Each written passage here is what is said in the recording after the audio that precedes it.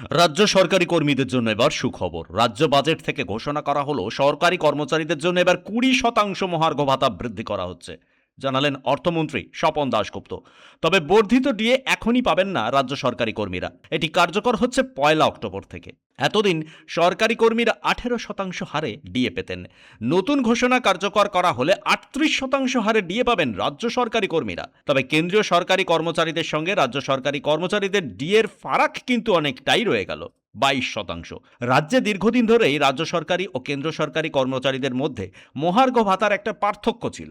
কখনোই সেই ব্যবধান 40%-এর নিচে প্রায় নামেনি। তবে বামফ্রন্ট সরকারের আমলে 2 কিংবা 3%, যা খুব কম হারে হলেও প্রতি বছরই ডিএ ঘোষণা হতো, তার প্রভাব পড়তো রাজ্য সরকারি কর্মচারীদের বেতনে। তবে তখনও সরকারি ডিএর ক্ষেত্রে কেন্দ্রের সঙ্গে রাজ্যের ব্যবধানটা অনেকটাই ছিল। কিন্তু গত 15 বছরে রাজ্য সরকারি কর্মচারীরা ডিএ প্রায় পাননি বললেই চলে। ভোট এলে ডিএ ঘোষণা করা হতো, কিন্তু সেটাও 4%-এর অধিক নয়। বকেয়া ডিএ নিয়ে মামলা ওঠে আদালতে। রাজ্যে বিধানসভা নির্বাচনের আগে প্রাক্তন মুখ্যমন্ত্রী মমতা বন্দ্যোপাধ্যায় জানিয়েছিলেন বকেয়া ডিএ মিটিয়ে দেওয়া হবে রাজ্য সরকারি কর্মীদের।